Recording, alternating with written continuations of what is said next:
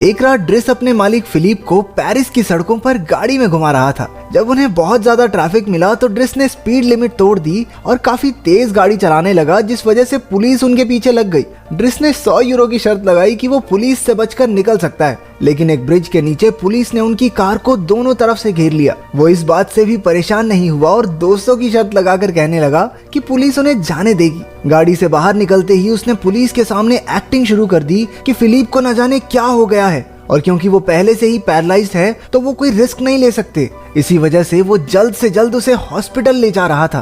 Police वालों ने गाड़ी के पीछे व्हील चेयर देखी और उधर फिलिप ने भी अपना ड्रामा चालू कर दिया, जिसे देखकर पुलिस ने उन्हें जाने तो दिया ही, साथ साथ एक गाड़ी उन्हें जल्द से जल्द हॉस्पिटल ले जाने के लिए उनके पीछे लगा दी। लेकिन पुलिस वालों के जाते ही हॉस्पिटल स्टाफ के पहुंचने से पहले वो गाड़ी भगाकर जल्दी से वहां से निकल गए। शर्त जीतने की खुशी में ड्रिस ने पार्टी सॉन्ग्स लगाकर फिलिप के साथ सिगरेट के कुछ कश लगाए। इन दोनों की इस गहरी दोस्ती की शुरुआत कुछ महीने पहले हुई थी। फिलिप और उसकी मैनेजर मैगेलाई उसके लिए नए केयरटेकर के इंटरव्यूज ले रहे थे, लेकिन अभी तक कोई भी कैंडिडेट उन्हें पसंद नहीं आया था। उसी वक्त वहां ड्रिस आ पहुंचा, जिसे इंटरव्यू की कोई चिंता थी ही नहीं। उसे तो बस कुछ पेपर साइन करवाने थे कि वो लोग उसे नौकरी नहीं दे सकते, ताकि वो आराम से बेरोजगारी स्कीम का फायदा उठा सके। वो एकदम टपोरी किस्म का आदमी था और अंदर आते ही बड़े ही बेधड़क अंदाज में मैगेलाई से फ्लर्ट भी करने लगा। उसकी इन हरकतों की वजह से फिलिप को उसमें बहुत दिलचस्पी हुई। उसने ड्रिस को अगले दिन पेपर्स ले जाने को कहा। इसके बाद ड्रिस अपने छोटे से घर में पहुंचा, जहां उसके छोटे छोटे भाई बहन उसे बहुत परेशान कर रहे थे। तभी उसने खिड़की से अपने भाई एडामा को एक काली कार से उतरते देखा।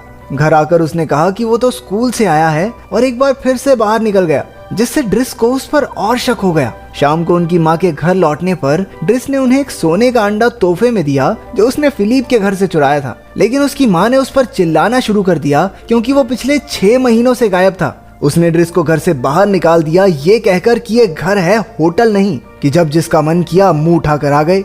अगली सुबह जब ड्रिस फिलिप के घर पहुंचा तो उनकी नौकरानी युवॉन ने उसे पूरा घर दिखाया और फिलिप के सारे काम भी समझाए। फिर उसने ड्रिस को उसका कमरा और बाथरूम दिखाया, जिसे देखकर उसकी आंखें खुली की खुली रह गई। तभी उसे फिलिप ने बुलाकर पेपर्स दे दिए और 1 महीना ट्रायल नौकरी का ऑफर दिया। ड्रिस मान गया, लेकिन फिलिप ने शर्त लगाई कि वो 2 हफ्ते भी नहीं टिक पाएगा। अपने कमरे में सामान रखकर ड्रिस ने फिलिप का ख्याल रखने के सारे जरूरी काम सीखे। नहाने से लेकर उसके कपड़े बदलने तक के सारे काम उसे ही करने थे। यहाँ तक कि टॉयलेट जाने के बाद उसका पिछवाड़ा भी ड्रिस को ही साफ करना होगा। उसने बहुत सी शिकायतें की, लेकिन आखिरकार नौकरी एक्सेप्ट कर ली। रात को डिनर करते हुए उसे फिलिप की बेटी एलिसा और उसका बॉयफ्रेंड मिले, जो कुछ निजी समय बिताने के लिए खाली जगह ढूंढ रहे थे। लेकिन ड्रिस ने दोनों को बाहर भगा दिया।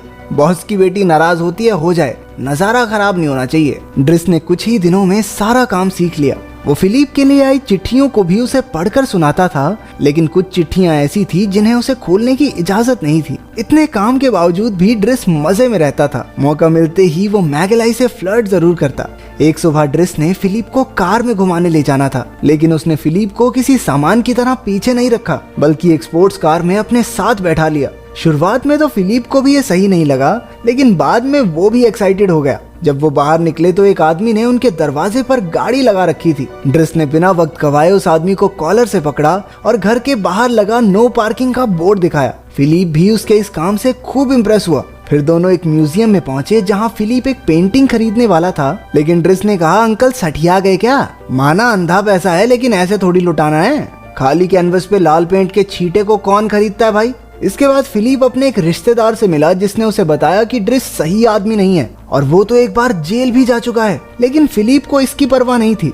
उसे ड्रिस पसंद था क्योंकि वो बाकी लोगों की तरह उस पर तरस नहीं खाता था। वो उसे हमेशा एक आम इंसान की तरह ट्रीट करता और मन लगाए रखता था।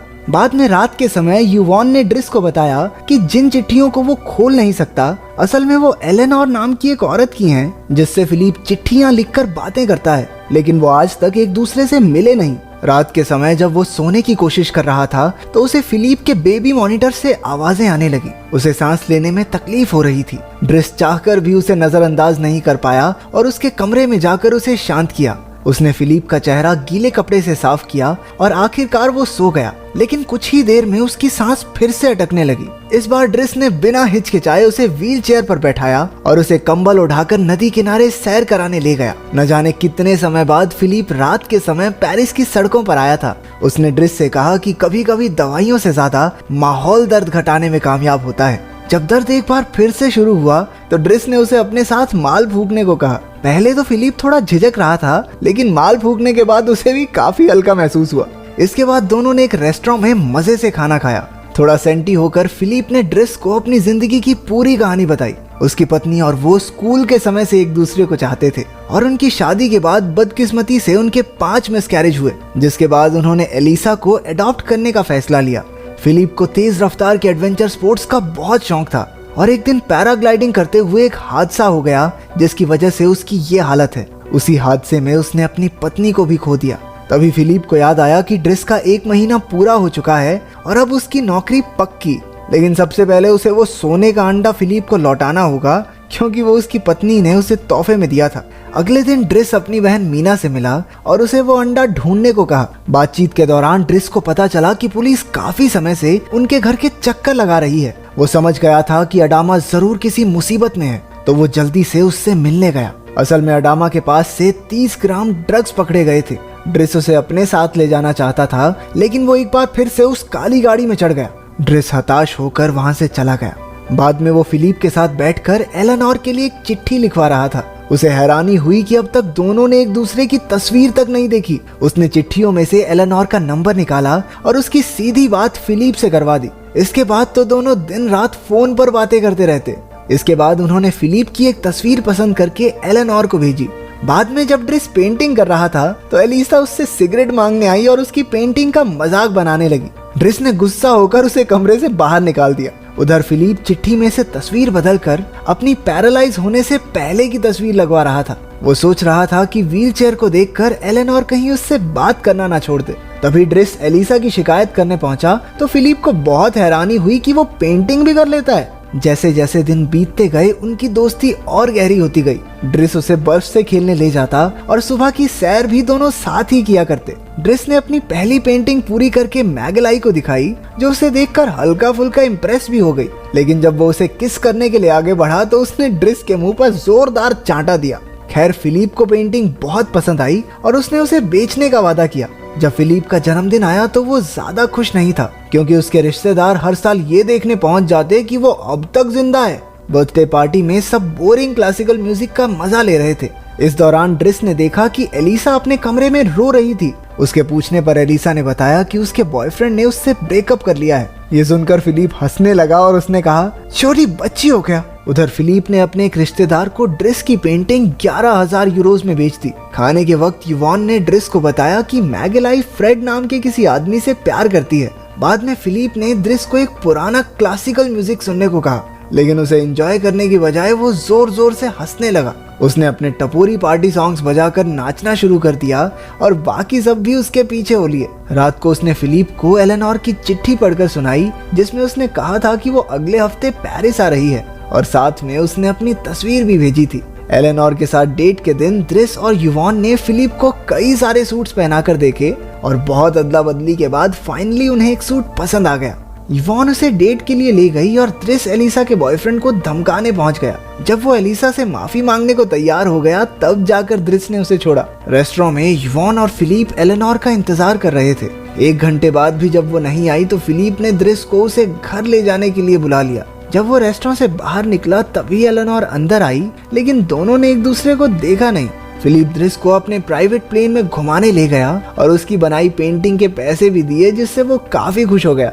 वो दोनों अगली सुबह पहाड़ों की ओर निकल गए और फिलिप ने एक बार फिर से पैराग्लाइडिंग करने का फैसला किया, लेकिन इस शर्त पर कि ड्रिस भी उसके साथ चलेगा। ड्रिस की पहले तो हालत पतली हो गई, लेकिन बाद में उसे भी मजा आने लगा। घर लौटकर उसने देखा कि अडामा वहीं उसका इंतजार कर रहा था। उसके चेहरे पर चोट के निशान थे, लेकिन वो अब भी ड्रिस को सब सच बताने को तैयार नहीं था। ड्रिस उसे वहीं बैठाकर फिलिप को सुलाने चला गया, लेकिन उसे नींद नहीं आ रही थी तो उसने ड्रिस से उसके परिवार के बारे में पूछा। उसने हिचकिचाते हुए बताया कि अंकल आंटी ने उसे गोद लिया था क्योंकि आंटी के बच्चे नहीं हो पा रहे थे, लेकिन अंकल के मरने के बाद कई आदमी आए और कई बच्चे हुए। जिनका ख्याल उन्हें मिलकर ही रखना पड़ता है। उसने फिलिप को एडामा के बारे में भी बताया। उसकी कहानी सुनकर फिलिप ने उसे नौकरी छोड़कर घर पर ध्यान देने को कहा। आखिर कब तक वो एक बूढ़े आदमी का ध्यान रखता रहेगा।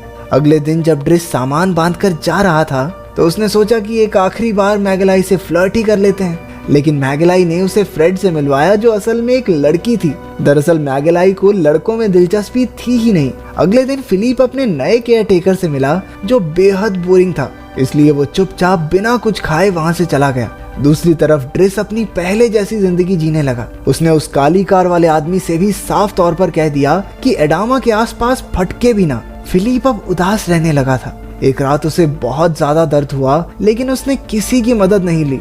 आखिरकार युवान को ड्रिस को बुलाना ही पड़ा और हम पहुंच गए कहानी की शुरुआत वाली जगह पर। इसके बाद वो फिलिप की दाढ़ी बनाकर उसे एक रेस्टोरेंट में ले गया जहां उससे कोई मिलने वाला था। ड्रिस ने उसे ऑल द बेस्ट कहकर उसका सोने का अंडा उसे वापस दे दिया और वहां से चला गया। उसकी डेट कोई और नहीं बल्कि एलेनोर ही थी। वो उसे देखकर बहुत खुश हुई और उसे फिलिप की व्हीलचेयर से भी कोई दिक्कत नहीं थी। ये एक सच्ची कहानी है जिसमें आखिरकार फिलिप और एलेनोर की शादी हो जाती है। वो दोनों आज भी सच्चे दोस्त हैं। क्या आपका ऐसा कोई दोस्त है जिसके लिए आप कुछ भी कर सकते हो? अगर हाँ तो कमेंट्स में उसके बारे में एक लाइन तो बनती है।